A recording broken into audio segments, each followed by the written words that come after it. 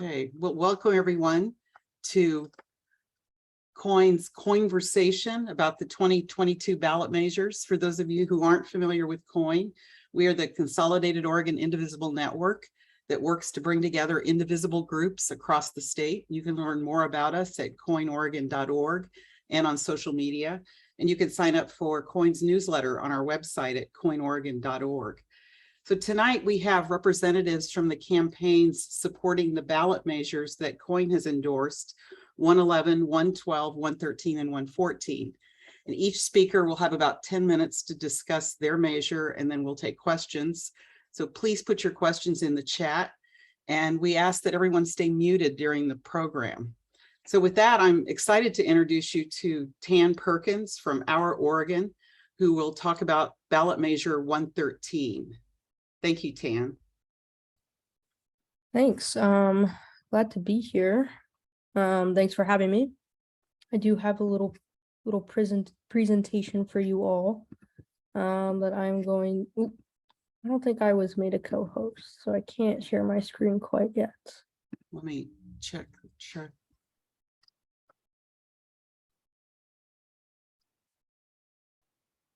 Sorry.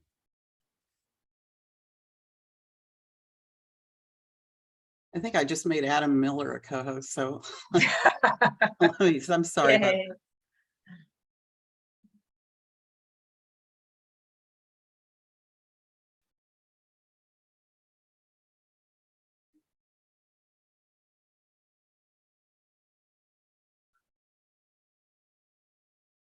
Okay, there you go. Okay, thank you so much. Maybe it's taking a sec. Yeah, it still won't let me share. Sorry. There we go. Okay. All right. Yeah, so like I said, I have a little presentation for you all. Can you see my screen? Yeah. Yes. Awesome. All right, great. So yeah, hey, my name is Tan Perkins. I am the campaign manager for Yes on Measure 113, Hold Politicians Accountable. And we're going to talk all about that in the next 10 minutes. I am going out of order, and I really appreciate it. It's because I have another meeting at 7:30, so that's why you're not hearing from 111 first. But let's jump right in. All right, so just starting off with a little of like what this measure does and what it doesn't do. So what it does is it really just establishes a consequence for 10 or more unexcused absence from a floor session. And it would treat those 10 or more unexcused absences as disorderly behavior and would bar a legislator from holding office next term if they wanted to run again.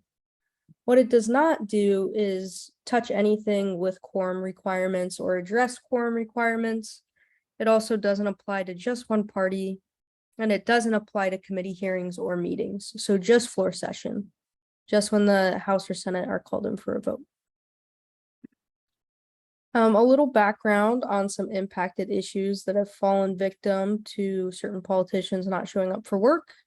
This is not in any way a complete list, but it runs the gauntlet of things that impact every Oregonian.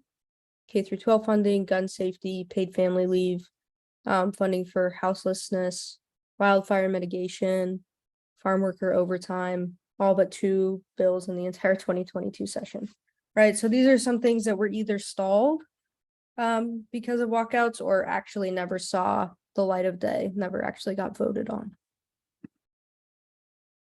So a little timeline for you all as well. So this hasn't always been the case in Oregon, this tactic. Before 2019, it was actually quite sparsely used, but starting in 2018, 2019, it became a problem. So if you all probably remember the Student Success Act in 2019, it's a huge influx for funding for K-12 schools. This kind of started the tactic to become more relevant again. So a handful of lawmakers decided not to show up. The vote was delayed for several days. When they came back, they were like, hey, we won't do that again. And then a month later in June, half of the Oregon Senate walked out over action on climate change. And if you all also might remember, this was cap and trade, right? So these were both back to back. Big walkouts on policies that I think we can agree are good for our state. And although the Student Success Act eventually did pass, it was delayed, but worse, cap and trade went nowhere and actually died without a vote. This then continues into 2020 of February. This was by far the worst that we'd seen. So all but 2 bills of hundreds proposed were passed. So only 2 laws actually came out of that entire session in 2020 of February out of the hundreds proposed. And this was right when COVID was hitting our state, right? There were things that we really needed to figure out together, and folks decided to not show up. And then 2021 of February and September of 2021, there were repeated threats or actual walkouts from folks. There was a lot of like political reasons behind it without actually finding an issue with a policy. And then in September, this was the redistricting special session in 2021. Folks walked out until maps were changed to better suit their party. So that's a lot of kind of negative, bad news, right? So what have we learned from this behavior? We've learned a couple things. So political pressure seems to work, right? When folks are threatened, you know, when their jobs are threatened, when we have proof that voters really don't agree with this kind of behavior, they kind of cut it out. Also, some kind of consequences work. Right now, the House has fines in place. That's like somewhat helpful, but also not very equitable. Some folks are more able to pay fines over other folks, so on and so forth. And then the biggest thing we know is that polling shows that voters in Oregon really don't like this behavior.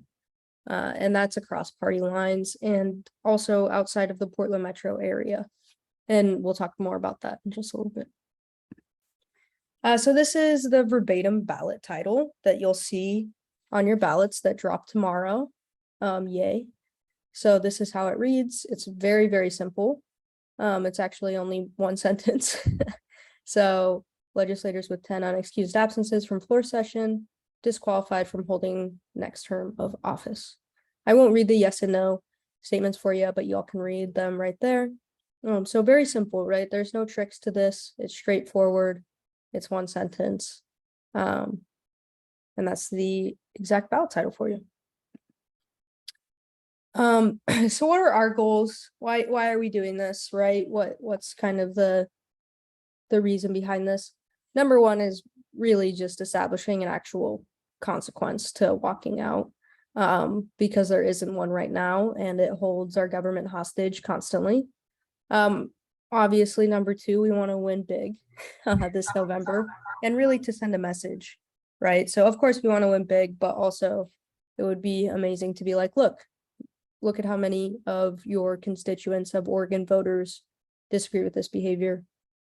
And then really the most important thing, in my opinion, is set us up for some really good policy wins in 2023 and beyond. We've had a lot of things fall victim to this behavior, things that could really improve folks' lives that never saw the light of day. And we need to make sure that that doesn't happen, right? Because people are relying on our state government to help them and pass laws that will do that. All right, so where are we at? Where's our campaign at? So obviously we're on the ballot because they're about to come out. This is kind of how we got there, right? So we turned in a bunch of signatures. We officially qualified. We're growing our coalition. We finished our voters' pamphlet statements. And we are currently in the midst of a communication toolkit with our coalition partners.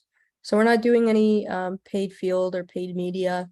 We're doing it just a toolkit. So if you're an endorsing partner, we send you a post to post and you send it to your list and you post it on your socials.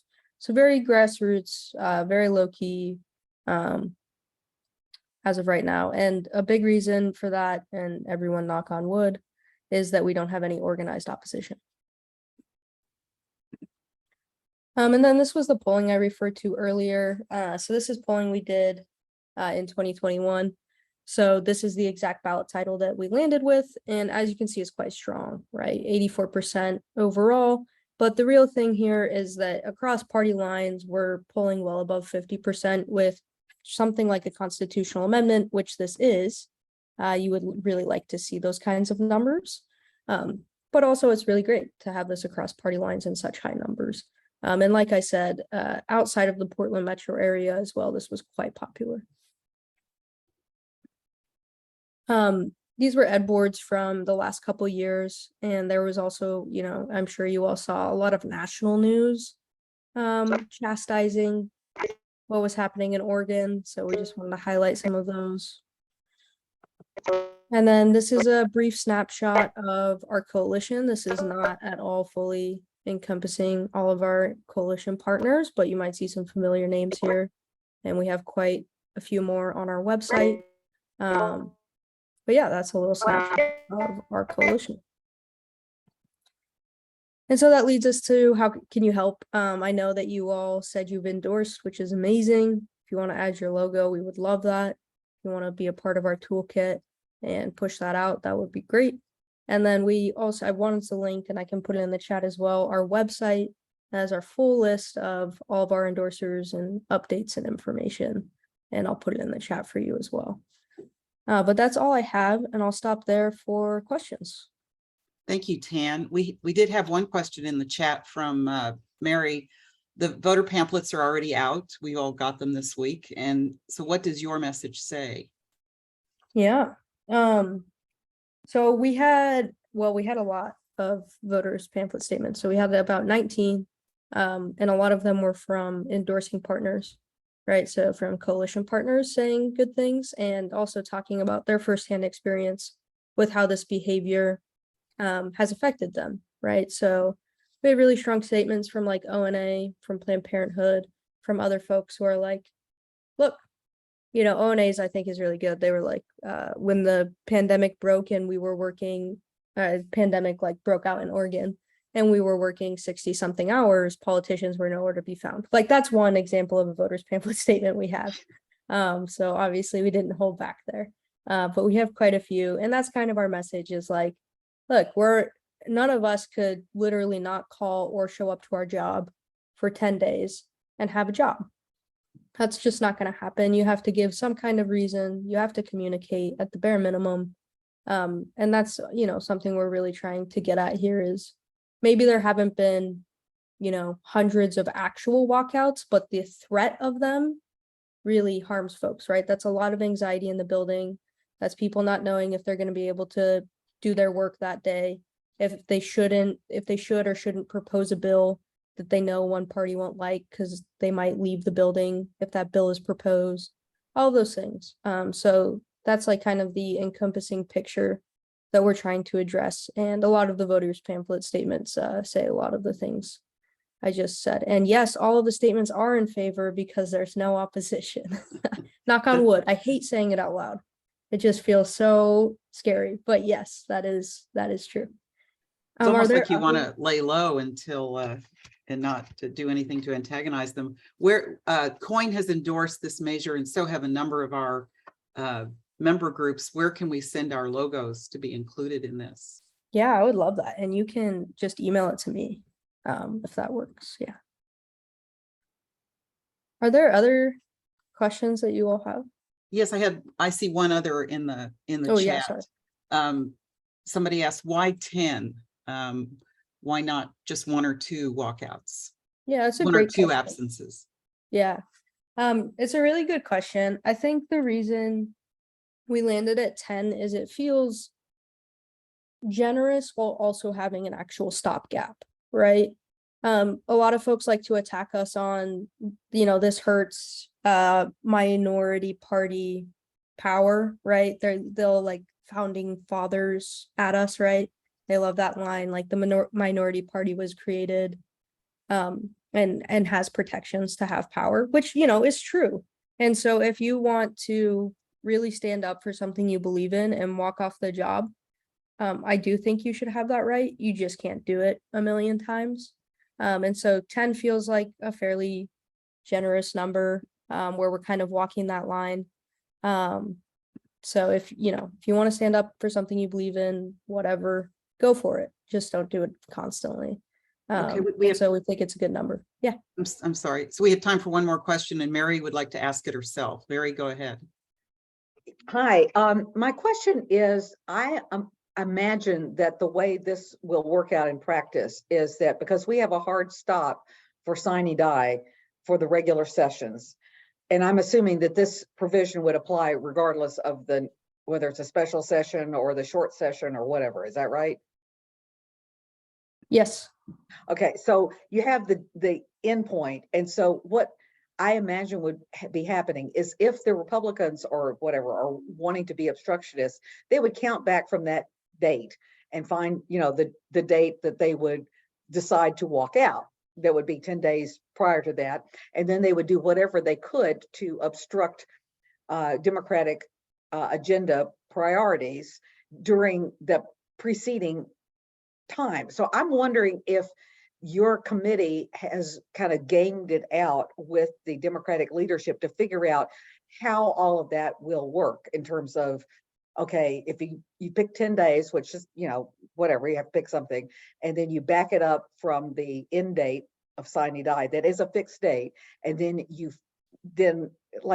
have all those types of possibilities been kind of analyzed with Democratic leadership, or is that just, or is this more just about making a statement that we don't approve, the electorate does not approve of this?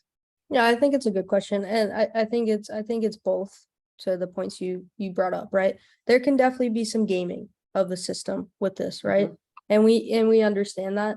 I think that having some kind of like actual limit on the back end though, like, I think if we're not afraid to be proposing what we need to propose, I think those folks are going to have a really hard time staying away from that number, from that 10 number, right? And also, yeah, it is a bit of a statement and like we disapprove kind of thing of your behavior. But yeah, there can be gaming of the system. We feel pretty confident though that it gives enough of a consequence and enough of a stopgap on the back end that folks would really actually have to think hard about how often they want to engage in this, because you won't be able to run again for your next term. And that's going to be a big deal, especially when things are so up in the air with our House and Senate. So yeah, it's a good question, but I think it's both reasons. Okay, thank you. Tan, thank you so much for the presentation, and if you could send us that information, the toolkit, and where we could send in our logos for endorsement, that would be great. You bet. I appreciate you all. Hope you have a good night. Sorry I have to run, but thank you. Thank you. So moving to the next ballot initiative, we're going to talk with Emerson Hamlin from Right to Healthcare Oregon, and she will talk about ballot measure 111. Thank you, Emerson.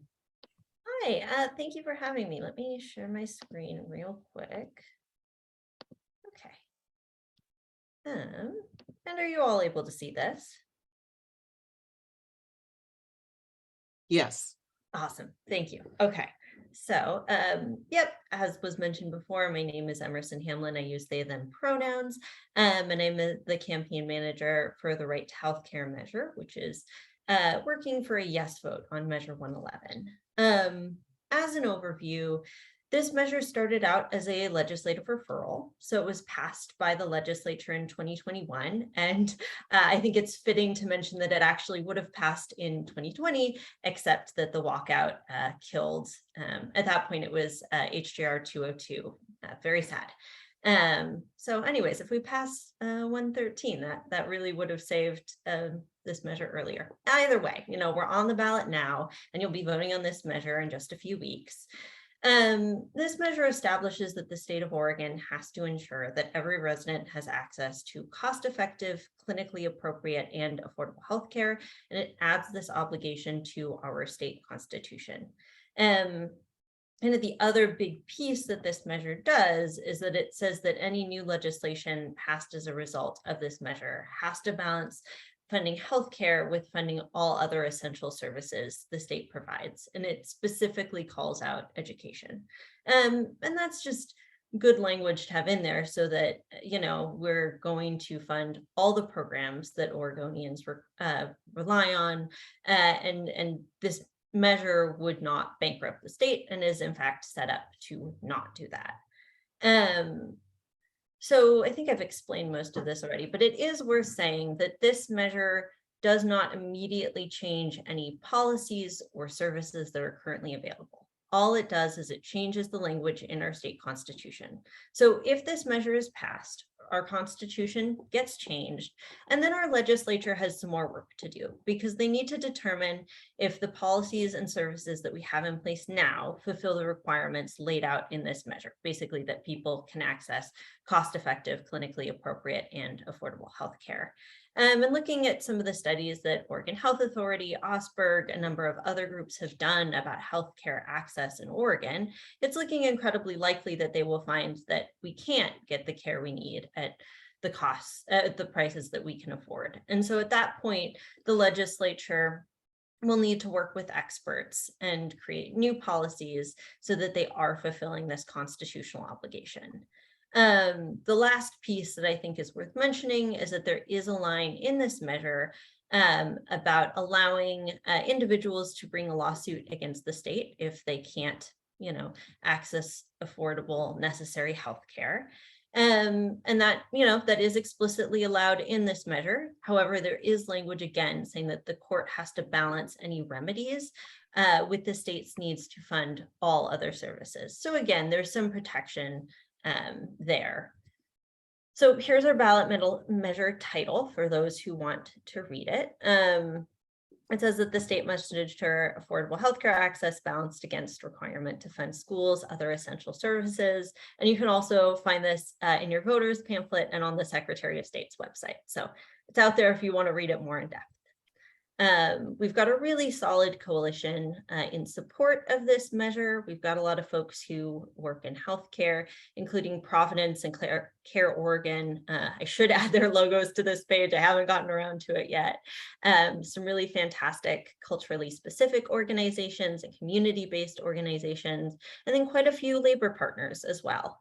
So it's been really great to get to work with this group of folks towards passing Measure 111.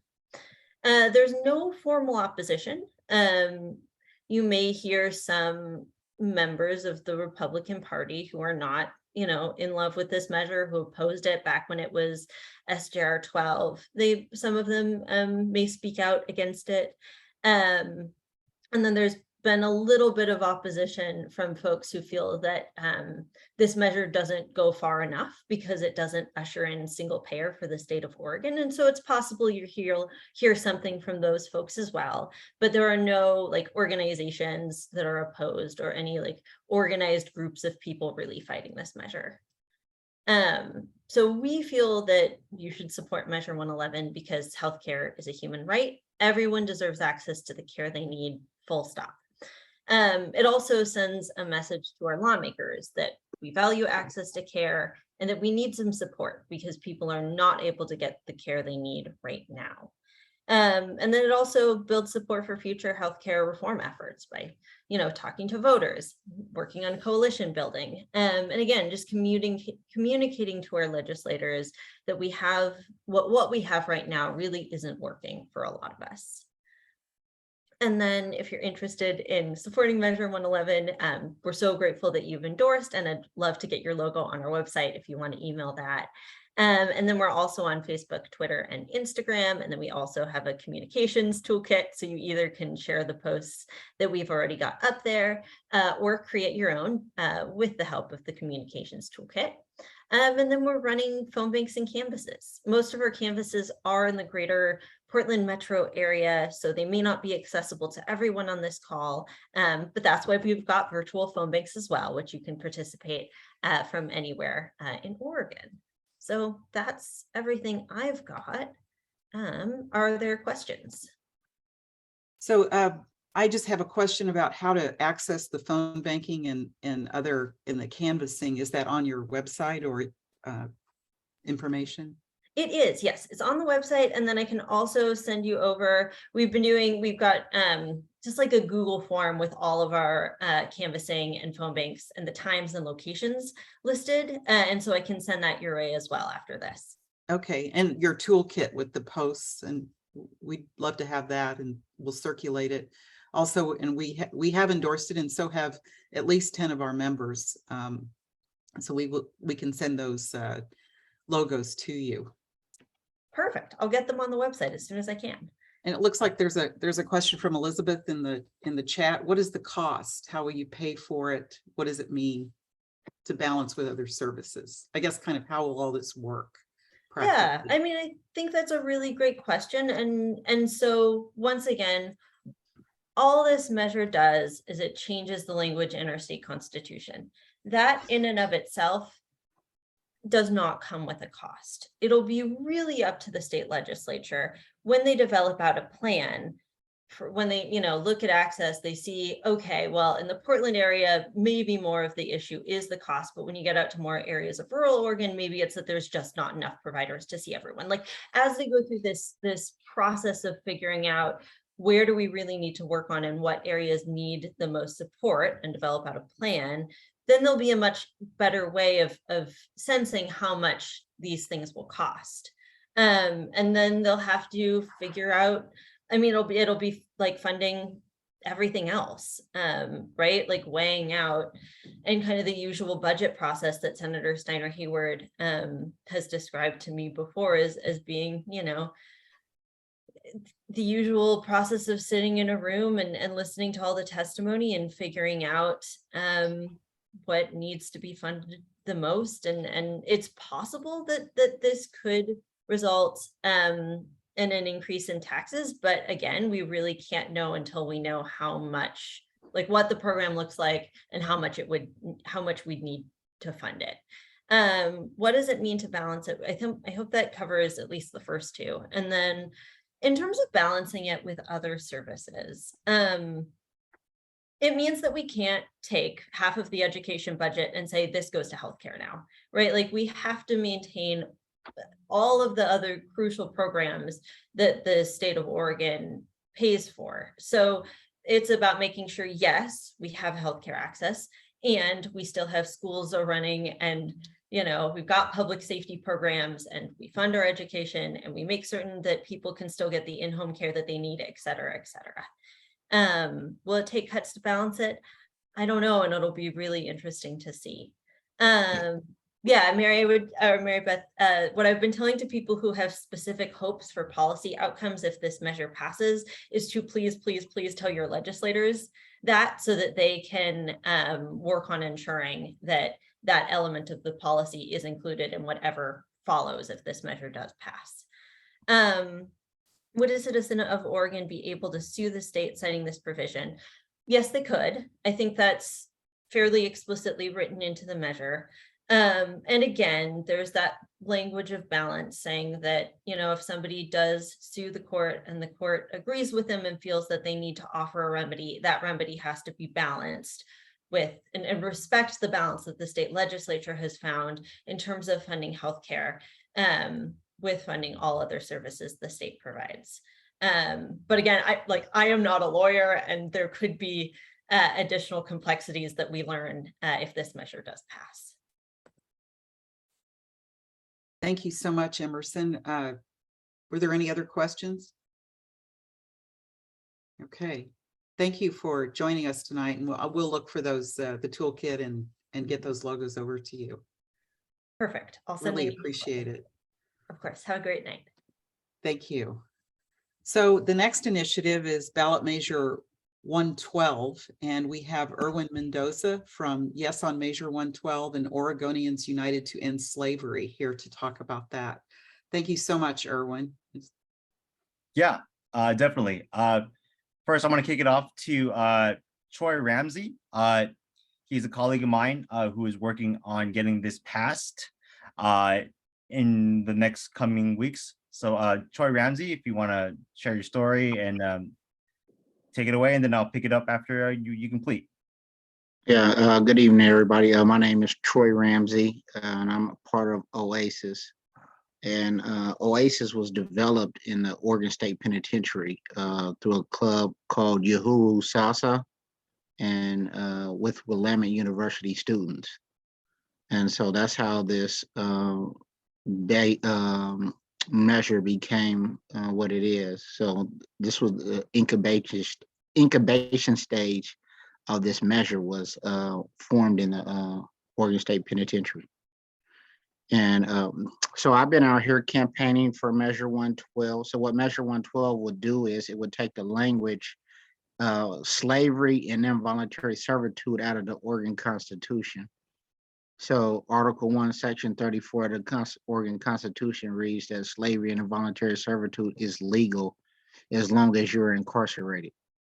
What this measure will not do is it will not take away programs or any other things that the institutions or judges have implemented for someone that is becoming sentenced of a crime. So this measure will not take none of that away. The only thing it will do is change our language and say that us as Oregonians believe that slavery and involuntary servitude should be taken out of our Oregon Constitution. With that, I'll give it back to Erwin. Yeah, definitely. So, yeah, so to reiterate what my colleague here is saying is that Measure 112 came out of organizing efforts in the Oregon State Penitentiary with a bunch of college students from Willamette University to get this in front of the lawmakers as SJR 10. So as SJR 10, it was passed by 85% of the legislature to get it in front of the voters that we will vote in the next coming weeks. All right, so do you see my screen? Okay, all right. So the reason why this is even an organizing issue was that 68% of all Americans don't realize or don't know that there's a slavery exception in the Oregon State Constitution, as well as the US Constitution as the 13th Amendment. So as Troy was saying, is that slavery is generally prohibited in the exception of incarcerated folks. So we're calling that quote unquote the slavery loophole. So what Measure 112 does removes that slavery loophole and just bans slavery outright. There's no exceptions, no slavery, period. And so gave a little background of the broad bipartisan support in the Oregon legislature. Moving on, and why now? Not just because it's 2022 and it's way past due to remove any mention of slavery on the books in our founding document. In the last 4 years, Colorado, Utah, and Nebraska have made efforts to remove those slavery loopholes from their state constitutions. Currently, Oregon is still one of 10 states that have this slavery loophole. And now coming in this November, when ballots come, Oregon is one of 5 states, including Tennessee, Vermont, Alabama, and Louisiana, that will leave it up to the voters to decide and to finally remove the slavery loophole. So this is the ballot title as it is. Amends Constitution, removes language allowing slavery and involuntary servitude as punishment for crime. Very simple, straightforward, what we're going to see. And to reiterate what Troy was saying, what this does, it closes the slavery loophole and preserves work requirements inside the state prisons. So it maintains laws that adults in custody to engage in productive work, training, or skill development. And it does not do anything regarding any compensation. So basically, this is a moral vote. We are righting a moral wrong in our state document and saying this is a blight. This should have never happened.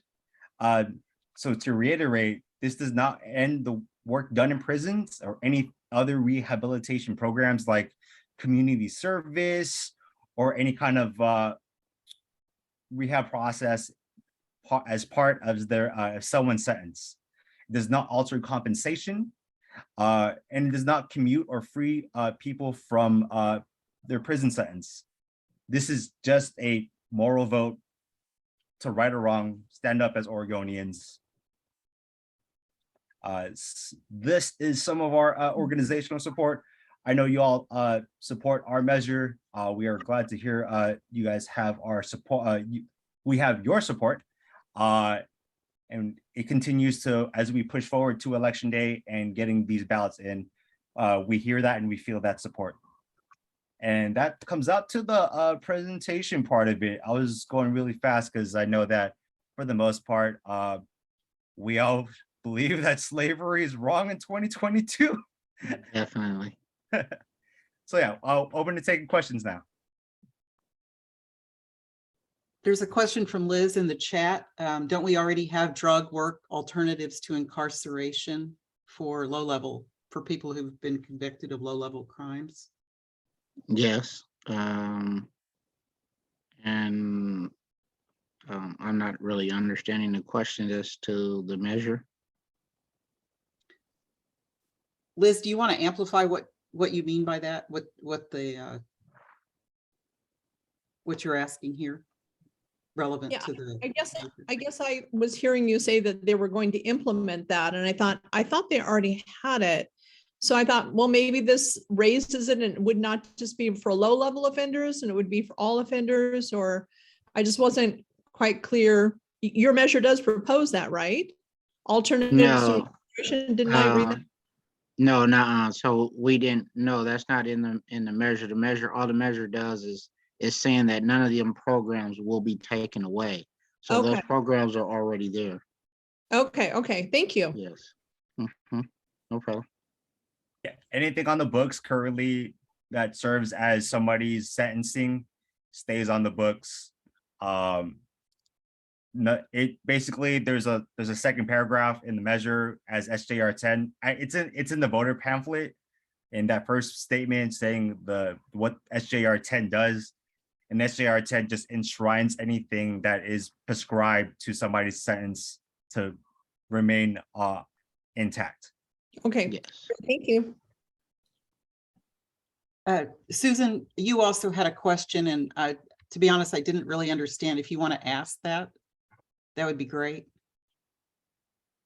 Someone, we were talking about measures and someone said to me, well, they're not really comfortable with 112 because, and I haven't read it, so I'm just sharing what was said. So they said, because when someone is going to have a work program, they're now with this measure, they would ask the prisoner if they want to do that work. And I said, well, that makes sense to me, because if you don't ask, then it is slavery. And so I want to know, is that a correct interpretation, both by the person asking the question and my answer? To somewhat of a degree. So you can be sentenced to do some type of work while you're incarcerated through the judge, or however it's ordered through once you get to corrections. So to a degree, you are somewhat right. It just depends on the nature of what the job would be, if it's inside work or if it has to do with work as part of your sentence. Thank you. Yes. Could some future defendant argue that a sentence of community service is involuntary servitude? Absolutely not.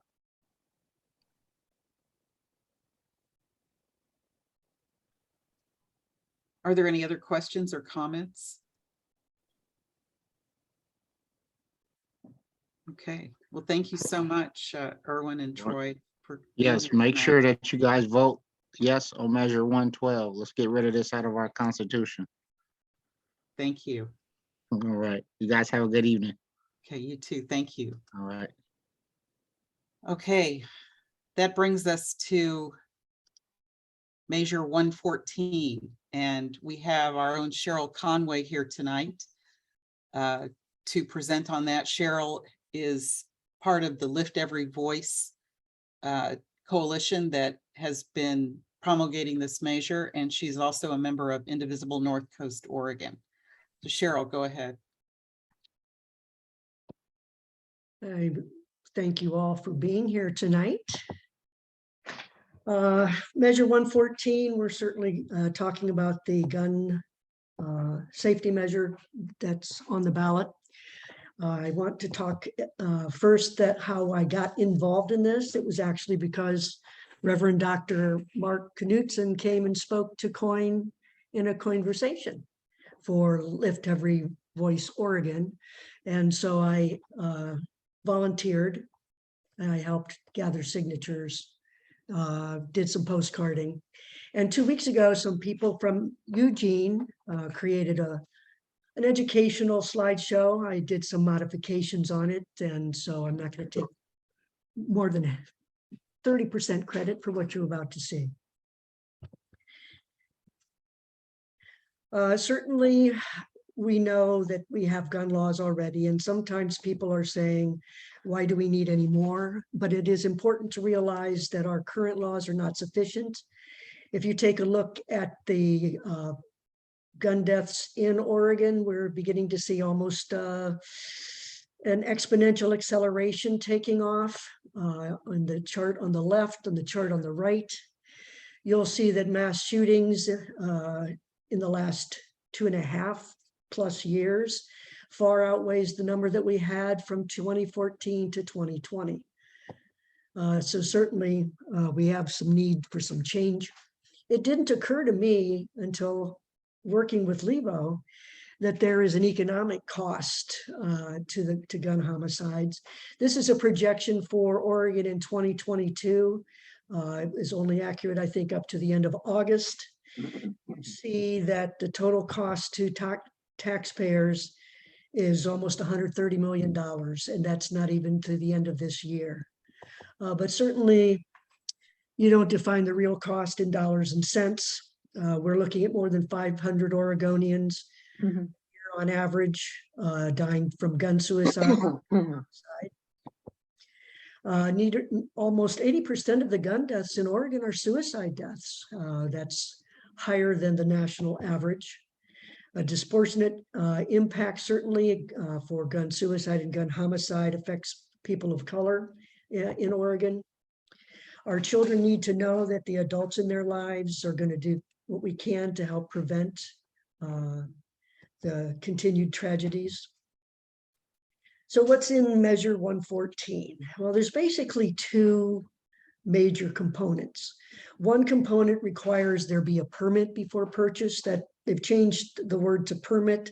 There's currently a requirement for licensing in certain cases.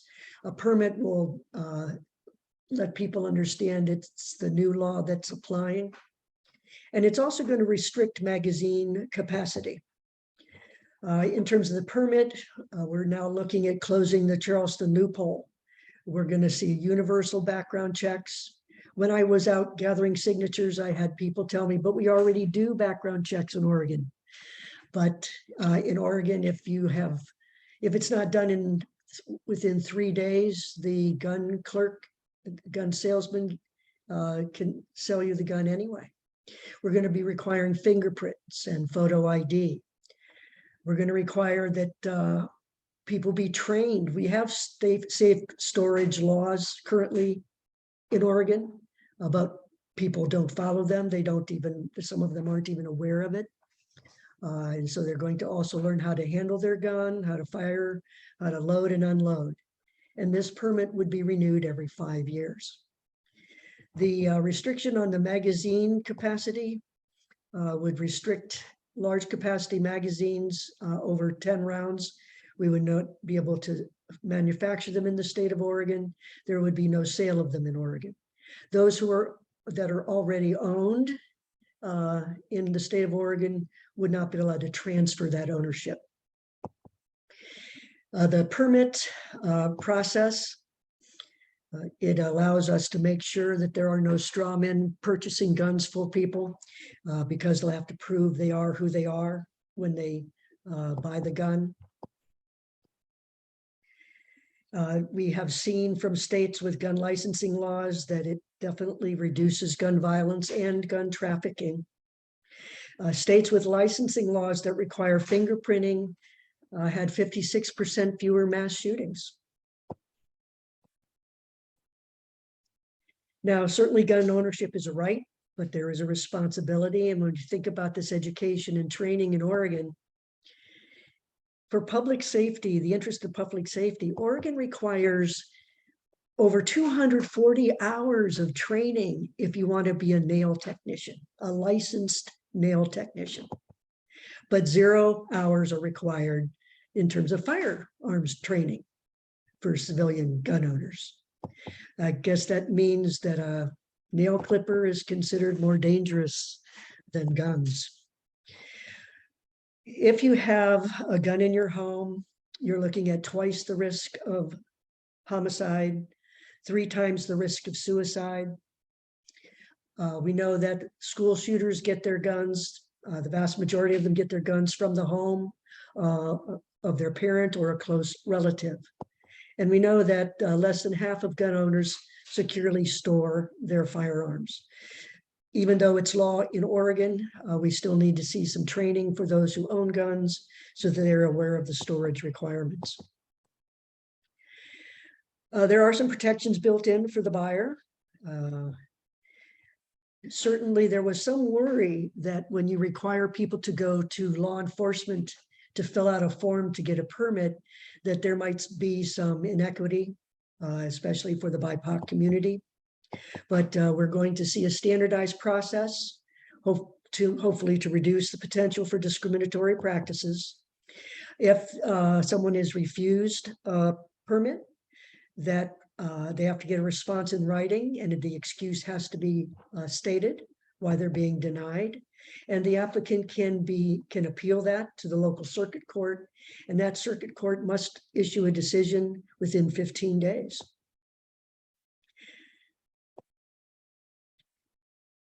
We know, we've known for a long time that most people are in agreement that we need stronger gun safety measures.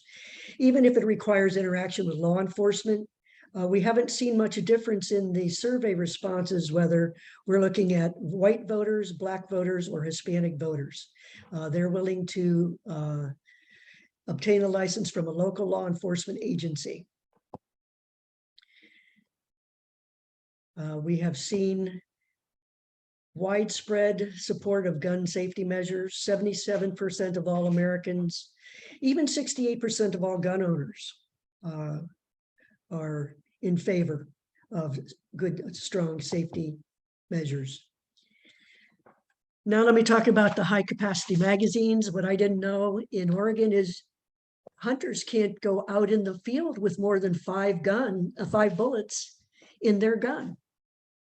So it's not hunters that need high capacity magazines.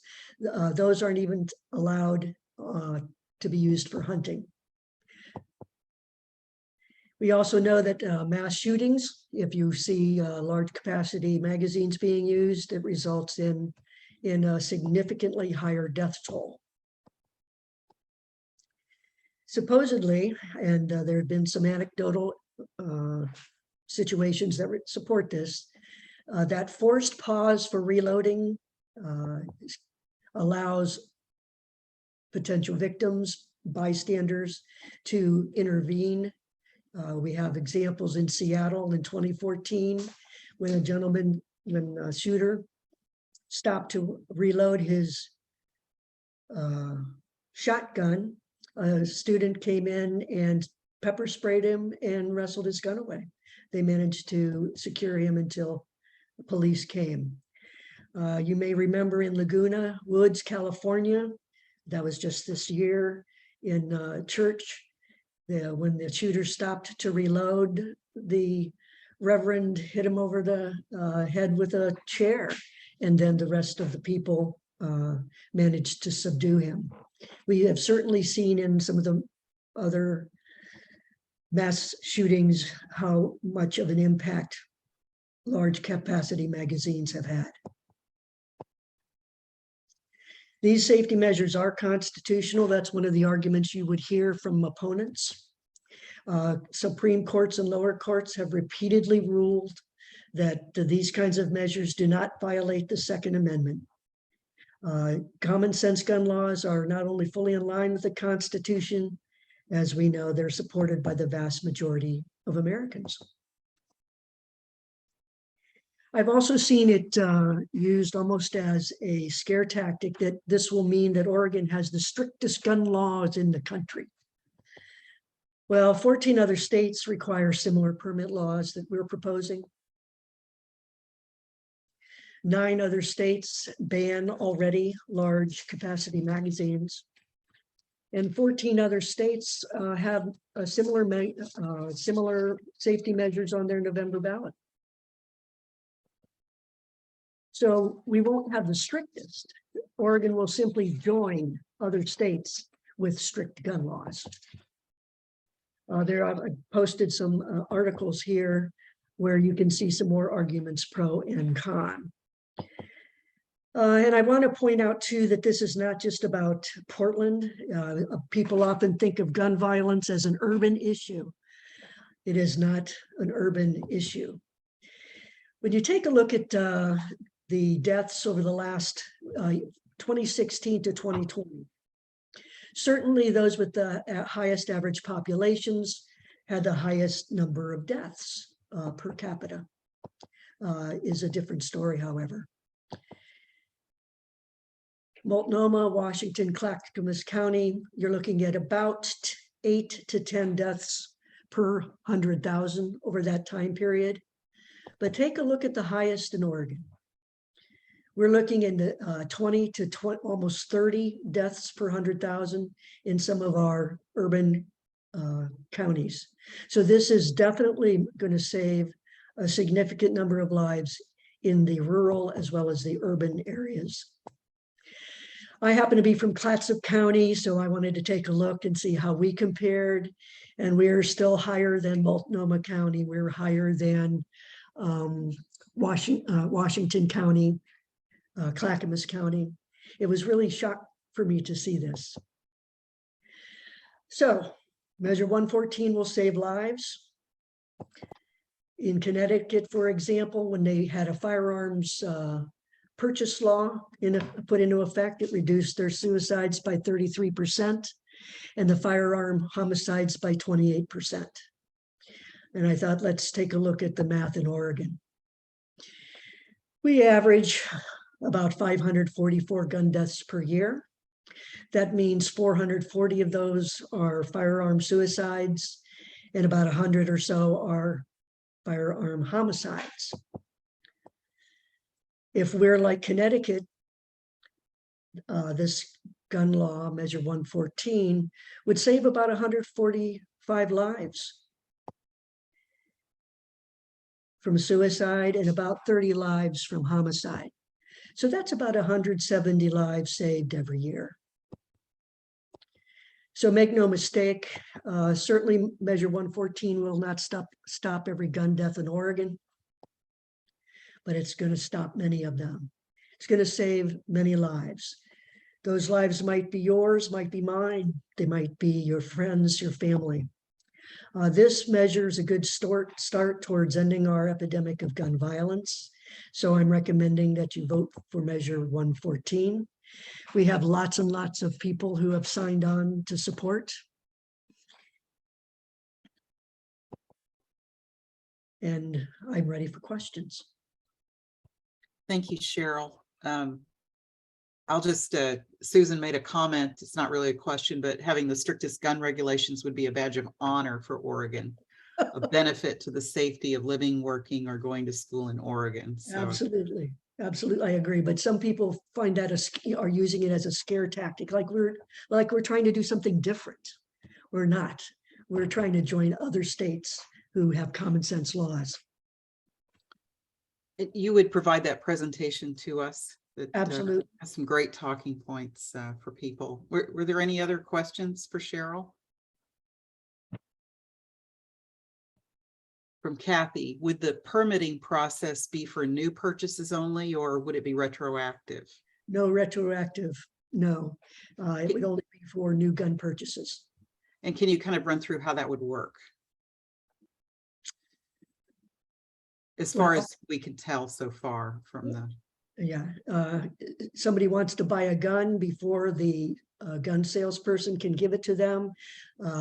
This person has to go to the law enforcement and fill out an application for a permit. That triggers a background check. And until that background check is completed, you don't get your permit. Background, no matter how long it takes. So you get your permit, you take that back to the gun salesperson, and they will sell you the gun. This will also apply, by the way, to guns sold at gun shows. There'll be no exceptions to that. great. Okay, well, thank you so much. We really appreciate you sharing that with us tonight, Cheryl. I guess I just got a couple of emails from Lift Every Voice, Oregon. They're going to spend this weekend, it's going to be Safe Oregon Sabbath, because Lift Every Voice Oregon includes Muslim, Jewish, and Christian religious support. So they're going to have it for a 3-day weekend. I will send you some information about that as it comes in. They also are asking certainly that we sign up to volunteer if we can, we donate. There are postcards still to be written. They're asking also, if you're really interested, you can create a video in support. We have not seen a whole lot of opposition, although that sounds shocking. NRA hasn't really started opposition activities at all until mid-September. And the only other group that's against this is the National Deer Hunters Association. They feel that this will keep people from getting hunting licenses, slow them down, and the fees for hunting licenses go towards conservation efforts. So can you tell people where they can get yard signs? You could have gotten them from me, but unfortunately I don't have any left. I can send you a list of regional coordinators that people can contact and request. You're probably at this point, though, it's faster to just simply go to the yeson114.org website, or to go to Lift Every Voice Oregon to get those as fast as you can. Okay, and Mary, you were asking, and I know they had them in Portland at the Lift Every Voice headquarters there. Yes, yes. Yeah, I got 2 of them, and then I wanted one in Portland and Sisters, and I had to give one away. So I was looking Okay. for another one, this time in Sisters. I have not had any trouble getting people to take signs and put them out. And these licenses are, you have to get them every so often? Every 5 years has to be renewed. And remember, we're going to call them permits, Okay, separated from the process as it currently is, until okay. it's changed. And what about online gun sales? You mentioned gun shows, that sort of thing, that the background checks would apply to that. What about online? You know, I'm not sure I can answer that question. Okay. You can certainly send an email, maybe to those who are in charge of the 114 measure, yes, on measure114.org, and ask them that question, because I don't have the answer to that. Can you put the address for Lift Every Voice in the chat, the headquarters, and so people could look for signs from them? There are lots of arguments in opposition that they come up with. What would you say would be their main objections that they would raise if you were having a discussion with a voter? They're going to say that it's not constitutional. That's a biggie, but of course it is. It's passed. Every state that has tried passing things like ours have had them upheld in court. So I think we're pretty safe on that argument. I'm trying to think what else might. The Clackamas The Clackamas County Sheriff had a little poster up in their office that said that this would take their money away from their programs on the street to try to facilitate it because there was no money in the funding for it. So creating the whole bureaucracy of the permits and stuff is going to cost money. There's going to be a fee, which will hopefully cover some of that. Okay, good. I will also tell you that they're going to say that they don't have enough police to do the training. But I'm from Ohio, and until they went absolutely nuts and allowed everyone to have a gun, they used to have a certification of training before they could get a gun in Ohio. And there were lots and lots of people who took over that as a way to make money. There even had B&Bs in the country offering ladies' weekend spa / gun training. So and some policemen on their weekends would sponsor training to make extra money. So we don't anticipate there really will be a problem in terms of people finding ways to get their training. There's also a possibility that the legislature, when they try to put this into legalese, they might try shifting the training and the certification over to the Division of Motor Vehicles. I've heard that as a suggestion.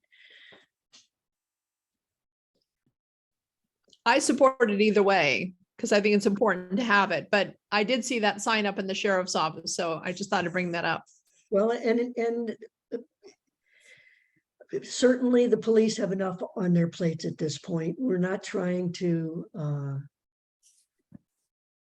add anything this is actually going to save them some money in the long run. And it's my opinion, because we'll have fewer costs to the taxpayer, fewer costs to police, fewer costs in the criminal justice system. So in the long run, I don't see it as a loss. Okay, thank you. We're kind of we're running a little late tonight, so thank you, everyone.